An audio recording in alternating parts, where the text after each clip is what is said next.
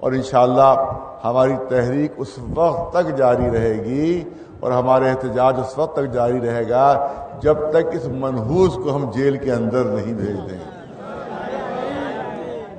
جب یہ منحوس اپنے صحیح مقام پر پہنچ جائے گا یعنی جیل، تبھی ہماری تحریک تھمے گی، تبھی ہماری تحریک رکے گی، ورنہ اس سے پہلے ہماری تحریک نہیں رکے گی جب تک اس کو ہم جیل نہیں بھیجیں گے. اس کی اصلی جگہ جیل ہے اور اس کو جیل ہی میں زندہ رہنا ہے اور جیل ہی میں مرنا ہے. انشاءاللہ جیل اگر یہ چلا گیا تو پھر مر ہی کے نکلے گا، پھر یہ زندہ واپس جیل سے نہیں آئے گا انشاءاللہ. تو یہ ہماری تحریک ہے.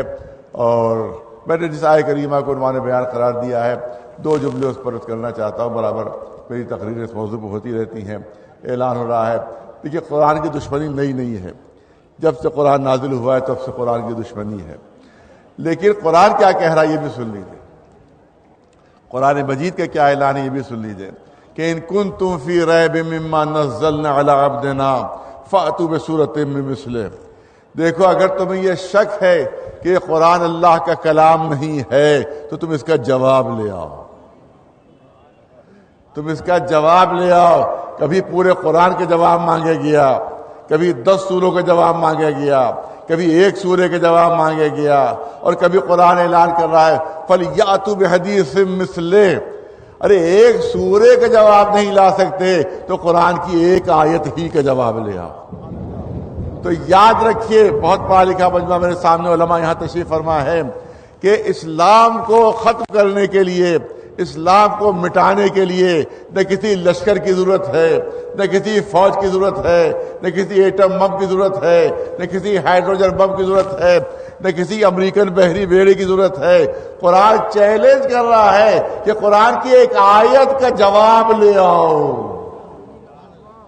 قرآن کی ایک آیت کا جواب لے آؤ. یاد رکھیں اگر آج بھی قرآن کی ایک آیت کا جواب آ جائے تو قرآن کی صداقت ختم ہو جائے گی، اسلام کی حقانیت ختم ہو جائے گی، رسول کی رسالت ختم ہو جائے گی. لیکن دنیا آج تک کوشش کر رہی ہے مگر قرآن کا جواب نہیں لا پا رہے ہیں.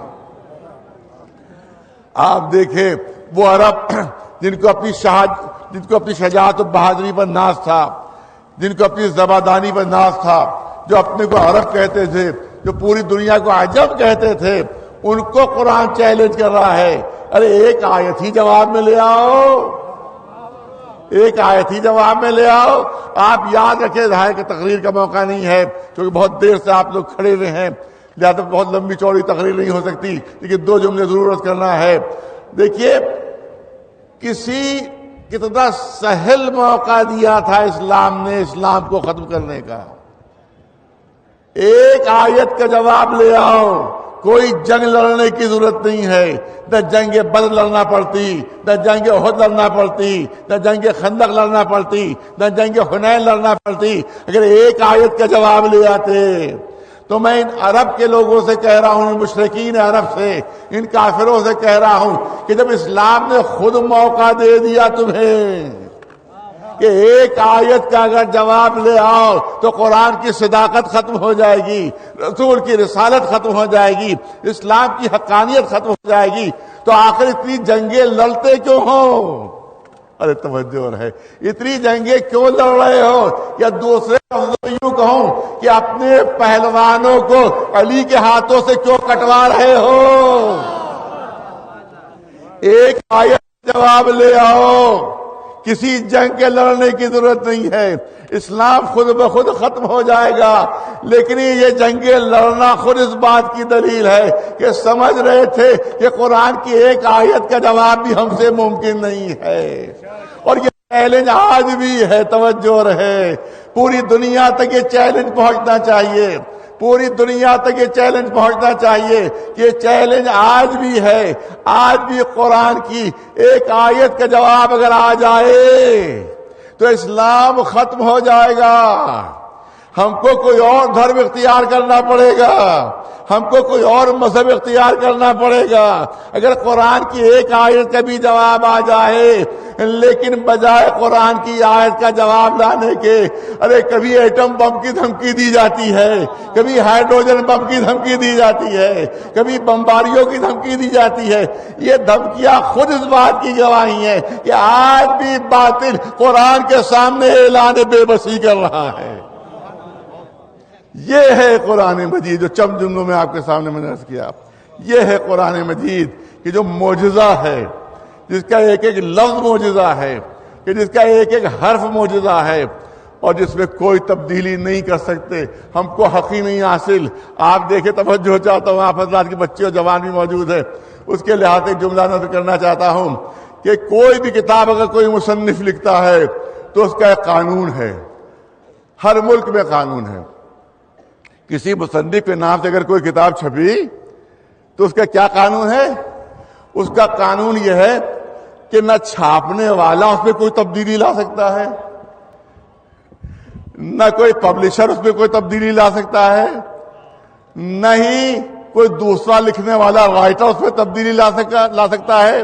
تبدیلی کا حق اسی کو ہوتا ہے جس نے کتاب لکھی ہے۔ ارے توجہ چاہوں گا، تبدیلی کا حق صرف اس کو ہوتا ہے کہ جس نے کتاب لکھی ہے، جو کتاب کا مصنف ہے، اسی کو تبدیلی کا حق ہوتا ہے۔ اسی کو حق ہے کہ گھٹا دے، اسی کو حق ہے کہ کچھ بڑھا دے۔ تو قرآن کا مصنف کون ہے؟ قرآن کا مصنف کوئی انسان نہیں ہے، قرآن کا مصنف ہے اللہ۔ اگر کوئی تبدیلی کروانا ہو تو وہاں جاؤ اور جا کر درخواست کرو کہ فلاں فلاں آیتیں ہمیں پسند نہیں ہے۔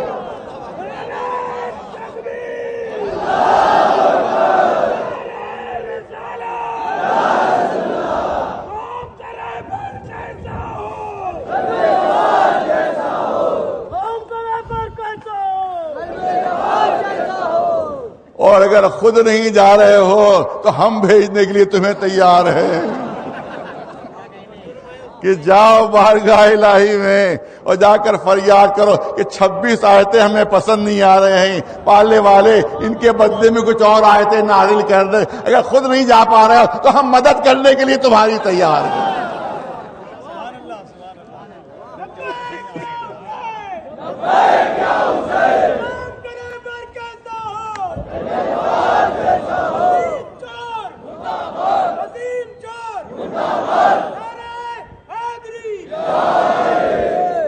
کچھ آیتوں میں کیونکہ جواب دینا بھی ضروری ہے، کیونکہ سب پوری دنیا کے سامنے اس نے اعتراض پیش کیا اور آیتوں پر اعتراض کیا ہے، اور کہا کہ اسلام میں قتل و غارت گری اور جہاد کا معنی ہے مار ڈالنا، ختم کر ڈالنا، گلا کاٹ دینا، یہ جہاد کے معنی ہے۔ اس نے ایک آیت پیش کی، اس نے میں اسی کو دلیل بنا رہا ہوں۔ جو دلیل اس نے ہمارے خلاف پیش کی ہے، ہم اسی آیت کو اس کے خلاف دلیل بنا رہے ہیں۔ بہت توجہ چاہوں گا، پڑھا لکھا مجمع سب سامنے ہے۔ جو آیت پیش کی ہے اس نے مخالفت میں دلیل کے، اور دلیل کے طور پر جو پیش کی ہے، اسی آیت کو ہم اس کے خلاف دلیل بنا رہے ہیں۔ اس نے آیت پیش کی قرآن میں ہے کہ جاہد الکفار والمنافقین واغلظ علیہم مأواہم جہنم وبئس المصیر۔ یہ اس نے آیت پیش کی کہ دیکھیے اس میں یہ حکم دیا جا رہا ہے کہ سارے کافروں کو قتل کر ڈالو، سارے جاہد الکفار، کفار سے جہاد کرو۔ جہاد کا مطلب قتل کر دینا، جہاد کا مطلب مار ڈالنا۔ جو میڈیا والے سنیں اس کو نشر کریں کہ جہاد کے معنی اس نے کہا ہے کہ قتل کر دینا ہے، جہاد کے معنی گردن کاٹ دینا، جہاد کے معنی ختم کر دینا، جہاد کے معنی مٹا دینا، جہاد کے معنی فنا کر دینا۔ اور اس نے آیت پیش کی کہ دیکھو قرآن کہہ رہا ہے جاہد الکفار والمنافقین، جاہد الکفار والمنافقین۔ اب اس نے دلیل دی کہ اس کا جہاد کا مطلب کافروں کو مار ڈالو۔ میں پوچھنا چاہتا ہوں کہ خالی کافروں کا ذکر نہیں ہے بلکہ منافقین کا بھی ذکر ہے اس میں، بلکہ منافقین کا ذکر بھی اس میں ہے۔ اگر جہاد کے معنی قتل کرنا ہوتا، اگر جہاد کے معنی مار ڈالنا ہوتا تو 23 برس کی مدت میں رسول نے کسی منافق کو تو مارا ہوتا۔ کسی منافق کو تو قتل کیا ہوتا، لیکن پوری 23 برس کی مدت میں کہیں نہیں ملے گا کہ کسی منافق کو قتل کیا ہو، کسی منافق کو مارا ہو۔ تو اس کا مطلب ہے کہ جہاد کے معنی تلوار سے قتل کرنے کے نہیں ہے، بلکہ جہاد کے معنی ہے کہ دلائل کے ذریعے سے دلوں کو اپنے سامنے جھکا لو، چاہے کافر ہو چاہے منافق ہو۔ یہ ہے جہاد کے معنی۔ صاحبان ایک 5 منٹ آپ کو لینا ہے، جہاد کے معنی بیان کرنا چاہتا ہوں۔ جو غلط فہمی پھیلائی جاتی ہے، اور جو طالبان کو کہا جاتا ہے جہادی، جو داعش کو کہا جاتا ہے جہادی، جو القاعدہ والوں کو جہادی کہا جاتا ہے، کہا جہادی تنظیمیں، خود گورنمنٹ کے جو بیانات آتے ہیں ان میں ان کو کہا جاتا ہے جہادی تنظیمیں، یہ جہادی تنظیمیں ہیں۔ نہیں، دہشت گردی الگ ہے، جہاد الگ ہے۔ جہاد عبادت ہے، جہاد فروع دین میں داخل ہے، جہاد عبادت ہے۔ آئیے 2-3 جملے پیش کر دوں گا جہاد ہے کیا چیز۔ کہیں اندھیرا ہے، اس اندھیرے میں ہم نے ایک شمع جلا دی، اس اندھیرے میں ہم نے ایک چراغ جلا دیا، یہ بھی جہاد ہے اسلام میں، یہ بھی جہاد ہے۔ کس کے خلاف جہاد ہے؟ اندھیرے کے خلاف جہاد ہے۔ جو روشنی ہم نے کی، یہ اندھیرے کے خلاف جہاد کیا ہم نے۔ اگر کہیں الٹریسی ہے، کہیں جہالت ہے، ہم نے وہاں اسکول کھول دیا، ہم نے وہاں مدرسہ قائم کر دیا، یہ بھی جہاد ہے اسلام میں۔ کس کے خلاف؟ جہالت کے خلاف جہاد ہے، یہ جہالت کے خلاف جہاد ہے۔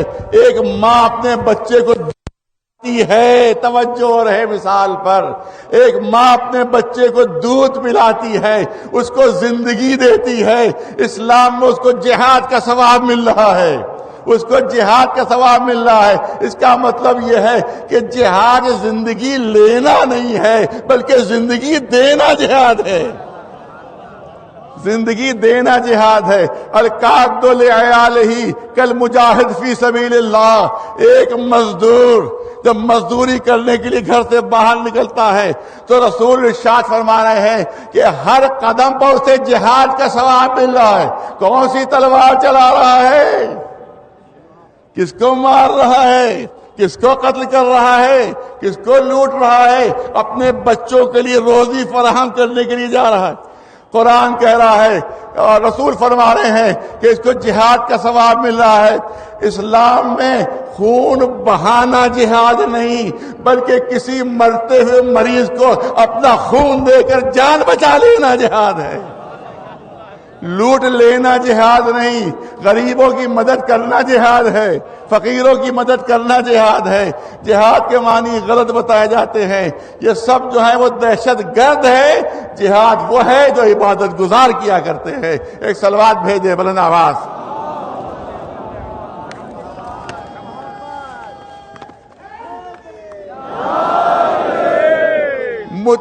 مدتوں سے میں اس کے خلاف بول رہا ہوں، مدتوں سے اس کے خلاف بولا، وقت نہیں ہے کیا کیا جائے۔ اس کے خلاف مدتوں سے میں تحریک چلائے ہوئے ہوں۔ مولوی ساتھ نہیں دیتے تھے، تمام مولویوں نے ساتھ، بہت سے مولویوں، کچھ جو ہمارے ساتھ ہیں تو رہے، لیکن اکثریت نے ساتھ نہیں دیا، بہانے بازیاں کی، ارے صاحب ذاتی جھگڑا ہے، ارے صاحب ان کے وقت کے اوپر بات آ رہی ہے اس لیے یہ کر رہے ہیں سب۔ لیکن وہ تو بڑا اچھا ہے، وہ بہت شریف ہے۔ اگر یہ مولوی اس کا ساتھ نہ دیتے ہوتے تو آج اس کی اتنی ہمت نہ ہوتی۔ میں نے پہلے ہی کہا تھا اس کا بائیکاٹ کیا جائے، مگر بائیکاٹ نہیں ہوا، جس کا نتیجہ بھگت رہی ہے قوم ہماری، جس کا نتیجہ آج قوم بھگت رہی ہے۔ اور آج بھی بہت سے مولوی اندر ہی اندر اس کے ساتھ ہیں، آج بھی اندر اندر ساتھ ہے۔ بیان دیا ہے مگر بغیر نام لیے بیان دیا ہے، گول مول بیان دیا ہے، نام لیے بغیر بیان دے دیا ہے۔ جیسے بہت سے مولویوں کے پاس ہم جب جاتے ہیں اور کہتے ہیں کہ داعش کے خلاف بیان دیجیے، القاعدہ کے خلاف بیان دے دیجیے، ISIS کے خلاف بیان دے دیجیے، تو کہتے ہیں ہم تو دہشت گردی کے خلاف بیان دے ہی چکے ہیں۔ ان سے کہا جاتا نام لے کر بیان دیجیے۔ ارے صاحب نام لینے کی کیا ضرورت ہے جب ہم کہہ چکے ہیں دہشت گردی پوری ہے؟ تو اب نام لینے کی کیا ضرورت ہے؟ نام لینے کے لیے کوئی تیار نہیں ہوتا. اسی طرح سے اس منحوس کا نام لینے کے لیے بہت سے مولوی آج بھی تیار نہیں ہیں. ان کی نگاہوں میں اپنی تولیت شب کی زیادہ اہمیت ہے، قرآن کی کوئی اہمیت نہیں ہے. لہذا جس مولوی نے نام لیے بغیر مذمت کی ہے وہ بھی اسی کی طرح مرتد ہے، وہ بھی اسی کے شامل حال ہے. لہذا ان مولویوں کو بھی بائیکاٹ ہونا چاہیے. کھل کر آؤ، مذمت کرو، نام لے کر مذمت کرو. وسیم چور مردہ باد، وسیم چور مردہ باد، وسیم چور مردہ باد، نعرہ حیدری. زیادہ وقت نہیں لینا ہے. بہت سی بات میں نے آیتیں لکھی تھی لیکن ٹائم نہیں ہے، وقت نہیں ہے کہ آپ کے سامنے پیش کروں. میں چاہتا ہوں کہ جو میمورینڈم پیش کیا جا رہا ہے اور وزیر اعظم صاحب کے نام جائے گا یہ، اور صدر جمہوریہ کے نام جائے گا، اسی طرح سے جو ہوم منسٹر صاحب ہے ان کے نام جائے گا یہ، اسی طرح سے یہاں کے جو سیکریٹری، یہاں کے جو چیف منسٹر صاحب ان کے نام جائے گا. میں چاہتا ہوں کہ یہ میمورینڈم آپ کے سامنے پڑھا جائے اور آگے کا جو پروگرام ہے اس کا بھی اعلان کر دیا جائے. یہ پہلا قدم ہے. میں بتا دینا چاہتا ہوں گورنمنٹ کو، یہ پہلا قدم ہے جو اس کے خلاف اٹھایا گیا ہے. جب تک جیل نہیں جائے گا، جب تک سلاخوں کے پیچھے نہیں جائے گا، اس وقت تک ہماری تحریک جاری رہے گی.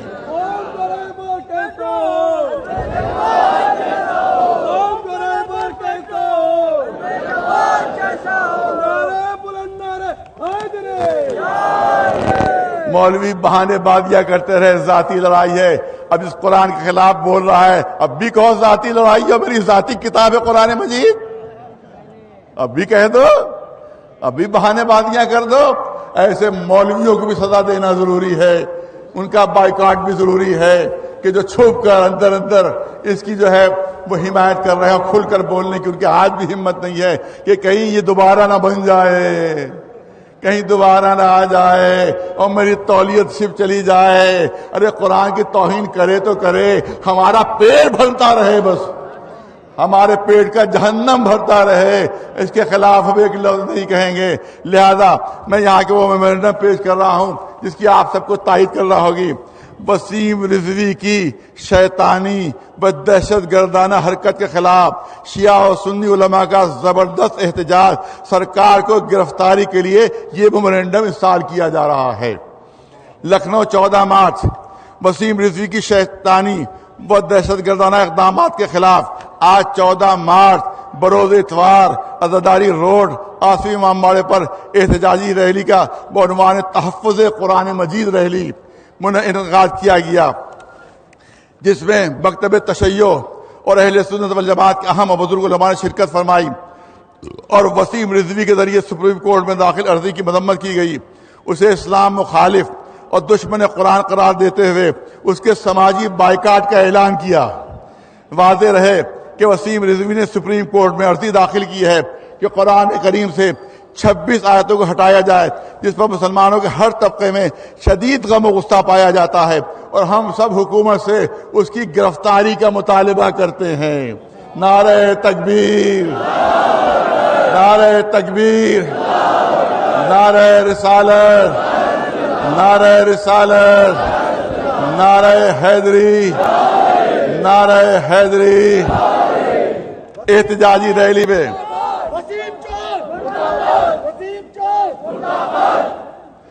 احتجاجی ریلی میں تمام علماء نے متفقہ طور پر ہندوستانی سرکار سے وسیم رضوی کی گرفتاری کا مطالبہ کیا اور سپریم کورٹ سے درخواست کی کہ اس دہشت گرد شیطان کی عرضی کو خارج کرتے ہوئے اسے سخت سے سخت سزا دی جائے، کیونکہ اس کا یہ اقدام ہندوستان میں فتنہ و فساد کی آگ بھڑکانے کے لیے ہے.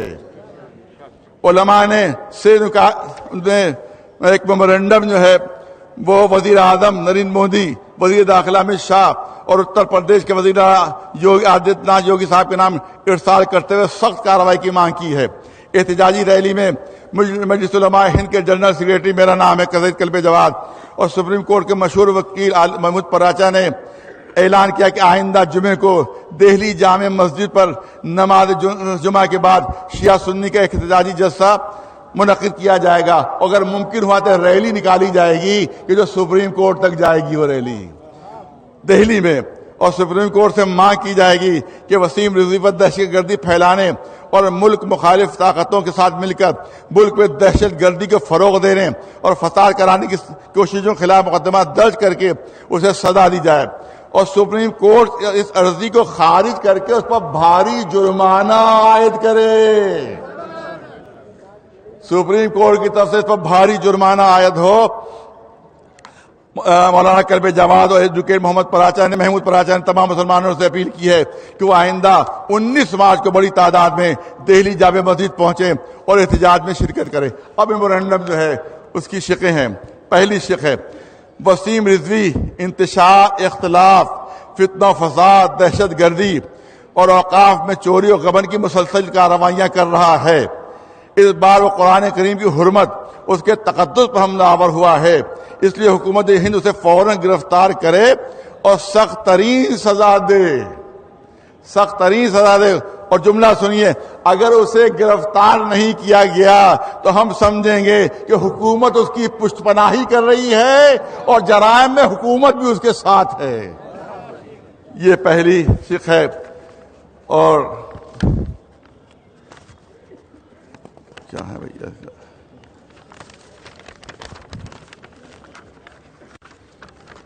دوسری شق جو ہے وسیم رضوی جو کہ توہین قرآن کا مجرم ہے اور مسلمانوں کے نزدیک قرآن و سنت کی روح سے وہ توہین قرآن کا مرتکب ہو, وہ مرتد ہے, وہ مسلمان نہیں رہتا. مرتد کے معنی کیا ہے؟ مرتد کے معنی یہ ہے کہ اگر کوئی مسلمان ہو اور اسلام کے کسی اسٹیبلشڈ قانون کا وہ انکار کر دے, مثلا انکار کر دے کہ نماز واجب نہیں ہے, مرتد ہو جائے گا. انکار کر دے روزہ واجب نہیں, مرتد ہو جائے گا. انکار کر دے حج واجب نہیں, مرتد ہو جائے گا. رسول اللہ آخری رسول نہیں ہے, مرتد ہو جائے گا. اسی طرح سے قرآن پر اعتراض کر دے تو وہ بھی مرتد ہو جائے گا, پھر وہ مسلمان نہیں رہے گا. تو جب مسلمان نہیں رہا تو جملے سن لیجیے, جب مسلمان نہیں رہا تو اب وسیم رضوی کسی بھی مسلم ادارے کا ممبر نہیں بن سکتا. جب مسلمان ہی نہیں رہا تو کسی مسلم ادارے کا ممبر نہیں بن سکتا. اس حکومت اس اہم نقطے پر توجہ مرکوز کرے اور اسے کسی مسلم ادارے کا ممبر حکومت اس کو نہیں بنائے, کیونکہ جب وہ مسلمان ہی نہیں ہے تو کسی مسلم ادارے کا ممبر بھی نہیں بن سکتا. نمبر 3, احتجاجی ریلی میں تمام مسلمانوں بالخصوص شیعوں سے اپیل کی گئی کہ وہ توہین قرآن کے مجرم وسیم رضوی اور اس سے متعلق تمام افراد کا سماجی بائیکاٹ کریں. جو لوگ اس سے ملیں وہ بھی مرتد ہیں, جو رابطہ رکھیں وہ بھی مرتد ہیں, جو تعلق رکھیں وہ بھی مرتد ہیں, جو اس سے ملے جلیں وہ بھی مرتد ہیں. بعض لوگ بہانہ کر دیتے ہیں. ایک صاحب سے کہا, ارے بھائی سنا آپ کے گھر پر آیا تھا, 2 گھنٹے بیٹھا, ارے آ گیا تھا تو میں کیا کرتا, لہذا مجھے بٹھانا بھی پڑا, چائے بھی پلانا پڑی اور اس سے باتیں بھی کرنا پڑی. یہ بہانے نہیں چلیں گے, یہ بہانے نہیں چلیں گے. اگر آپ نے اس کو بلایا تکلفاً کہہ کے تو آپ بھی مرتد شمار ہوں گے, آپ کا بھی بائیکاٹ ہوگا. کوئی بہانہ نہیں چلے گا کہ آ گیا تھا اس لیے بٹھا لیا. نہیں, آ گیا تھا تو آپ کو دھتکار کے بھگانا ہوگا, بٹھانا نہیں ہوگا, ورنہ آپ کا شمار بھی وسیم کے ساتھیوں میں ہوگا اور آپ کا بھی اسی طرح سے بائیکاٹ ہوگا جس طرح سے اس کا. کوئی بہانہ نہیں چلے گا. اس کے تمام متعلق افراد ہیں ان کا بھی سوشل بائیکاٹ کیا جائے اور اسے اپنی مجلسوں, محفلوں, شادیوں اور دیگر تقاریب میں شرکت نہ کر دیں. ایسا کرنے والا بھی وسیم رضوی کے نظریات کا حامی سمجھا جائے گا اور وہ بھی توہین قرآن کا مجرم قرار دیا جائے گا جو کسی طرح کے اس سے ربط رکھے گا, چاہے مولوی ہو چاہے غیر مولوی ہو. وسیم رضوی سے کسی بھی قسم کا تعلق رکھنے والا بھی مرتد قرار پائے گا اور اس کے ساتھ بھی ویسا ہی سلوک ہوگا جیسا وسیم رضوی کے ساتھ ہوگا, یعنی مکمل سوشل بائیکاٹ. نمبر 4, اس کی حرکتوں سے ثابت ہو رہا ہے کہ ہندوستان دشمن طاقتوں کا ایجنٹ ہے, لہذا اس کے خلاف NI کے ذریعے مقدمہ درج کر کے سزا دلوائی جائے. اور آخری اور نمبر 5, چونکہ توہین قرآن مجید کا ارتکاب کر کے वसीम रिजवी मुर्तद हो चुका है, लिहाजा वो किसी मुस्लिम कब्रिस्तान में दफन नहीं हो सकता, वो किसी मुस्लिम कब्रिस्तान में दफन नहीं हो सकता। न कोई मुसलमान उसकी नमाज जनाजा पढ़ा सकता है, न कोई मुसलमान उसकी नमाज जनाजा में शिरकत कर सकता है। यही हुक्म उसके हिमायत करने वालों और उसके साथियों पर भी सादिक आएगा। बस बात मुकम्मल हो गई, बाइकाट किया जाए। बाइकाट जो है वो दो लफ्जों से मिलकर बना है, एक बाई है एक काट है, लिहाजा दोनों लफ्जों पर आपको अमल करना है। आए तो दूरी से बाई और काट करना बहुत जरूरी है, काट करना बहुत जरूरी है। लिहाजा मुकम्मल बाइकाट होना चाहिए, झूठ और नकली बाइकाट नहीं होना चाहिए। मैं तमाम हजरात का शुक्रिया अदा करता हूँ, स्टेज पर बैठे हुए जितने भी हजरात हैं उलमा सबका शुक्रिया। देखिए अदू शवत सबब खैर गर खुदा खाहद, दुश्मन भी अच्छाई के सबब बन जाता है अगर अल्लाह चाहता है। ये मलून अगर कुरान के खिलाफ बात न करता तो शिया सुन्नी एक स्टेज पर क्यों जमा होते। लिहाजा इत्तेहाद की फिजा कायम हो गई है। इंशाअल्लाह ये इत्तेहाद की फिजा कायम रही तो ये मनहूस बहुत जल्द से जल्द सलाखों के पीछे नजर आएगा। मिल्लत टाइम्स को आपकी ज़रूरत है, हमारी आप माली मदद करें। हर महीने सिर्फ 100 रुपये और 1 साल के लिए एक साथ सिर्फ 1000 रुपये। रकम भेजने के लिए यहाँ दिए गए फ़ोन पे, गूगल पे और पेटीएम नंबर का इस्तेमाल कर सकते हैं।